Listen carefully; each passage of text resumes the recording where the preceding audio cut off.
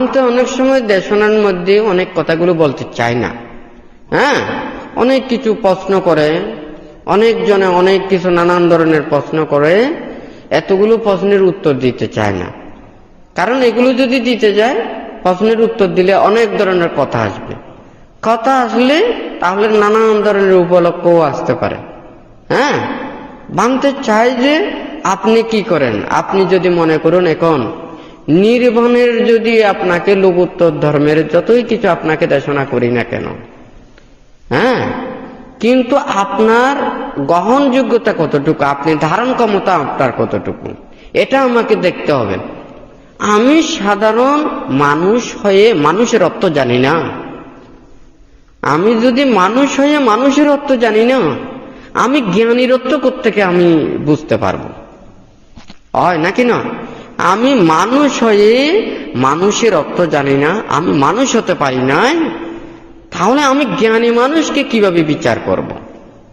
আমার কাছে কাঠি আছে 10 ফুটের, আমি একটা পুকুরে গিয়ে আমি যদি ওটাকে পুকুরের গভীরতা মাপতে চাই, যে পুকুর 10 ফিট পর্যন্ত গভীরতা আছে বা এর চাইতে কম আছে, এটাই শুধুমাত্র সে জানতে পারবে।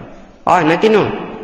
তাহলে সে 10 ফুটের বেশি হলে সে কিন্তু আর সেটাকে জানতে পারবে না, কারণ তার কাঠিটা আছে 10 ফুট পর্যন্ত। হয় নাকি না? তাহলে সে মানুষ হয়ে যদি মানুষের অর্থটার যদি এগুলো যদি না জানে, সে জ্ঞানীর অর্থ কোত্থেকে জানবে? তবে অর্থ এগুলো ব্যাখ্যা করা একটা জিনিস, মনের মধ্যে ধারণ করা আর একটা জিনিস। আপনি লেখাপড়ায় শিক্ষিত হয়েছেন, অনেক কিছু বইপত্র পড়েছেন, অনেক কিছু চর্চা করেছেন, আপনি ধর্ম বইও পড়েছেন, বিভিন্ন বিষয় বই পড়েছেন, আপনি অনেক কিছু বলতে পারেন।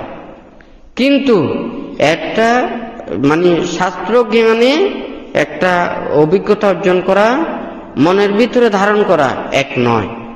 একটা বলে যে কি পুঁথিগত বিদ্যা আর পরহস্তে দন, নহে বিদ্যা নহে দন, হলে প্রয়োজন। অর্থাৎ আমি পুঁথিগত বিদ্যাগুলো সব মুখস্থ করেছি, ভালো কথা, এই কথা, সেই কথা, সবকিছু মুখস্থ করেছি। হ্যাঁ, কিন্তু আমি একটাও আচরণ করি না।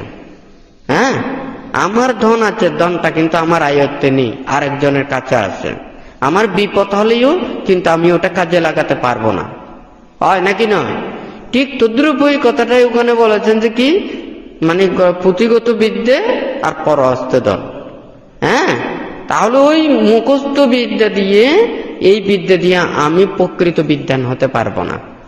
আমি যদি এই সত্য বাক্য, ভালো বাক্য, নীতির বাক্য আমার মনের ভিতরে ধারণ করে যদি আমার মনের পাপটাকে দূরীভূত করতে পারি, আমি সত্য পথে চলতে পারি, ন্যায় পথে চলতে পারি, আমার অন্তরটাকে ঠিক করতে পারি, তাহলেই হবে যে সেই শিক্ষা কি প্রকৃত বাস্তবতা এবং গুণটা লাভ হবে। হ্যাঁ, প্রকৃত শিক্ষাটাই হবে। হয় নাকি না? তো ঠিক তদ্রুপীয় বানতে এখানে যে কথাগুলো বলেছেন, যারা প্রকৃত পক্ষে ওখানে জানতে চায়, বুঝতে চায়। এখন আমি যদি নানান ধরনের এগুলো প্রশ্নের উত্তরটাও দিতে পারি, হ্যাঁ, ওখানে দিলে কি হবে, একটার পরে একটা কথা আসবে। সারাদিন কথা বলে আমার লাভ নেই। আমার যেটার প্রয়োজন, আপনারা এখানে যতটুকু জ্ঞান লাভের যতটুকু সামর্থ্য আছেন, আমি ততটুকু দিলেই যথেষ্ট। হয় নাকি না? একটা কলসি, আপনি কলসি নিয়ে এসেছেন এতটুকু, আমি সারাদিন ওখানে পানি ঢাললে ওখানে অপচয় হয়ে যাবে। হ্যাঁ, আর যদি সেই কলসি বরাবর দেয়, আর অপচয়ও হবে না, কষ্টও কম হবে।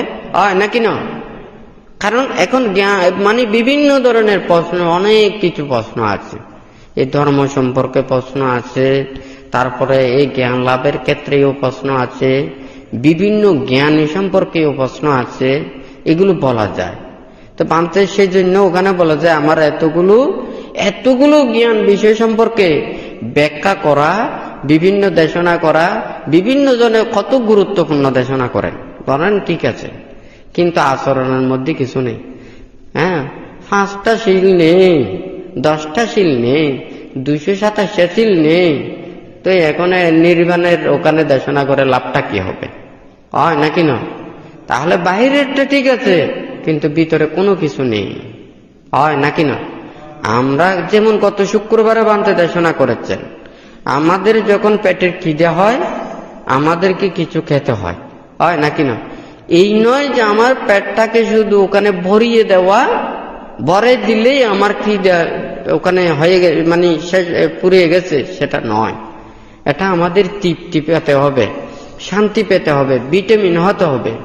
আমাদের যে ক্ষুধা, সেই ক্ষুধাটা নিবারণ হতে হবে, শরীরটা ঠিক থাকতে হবে, হয় নাকি না?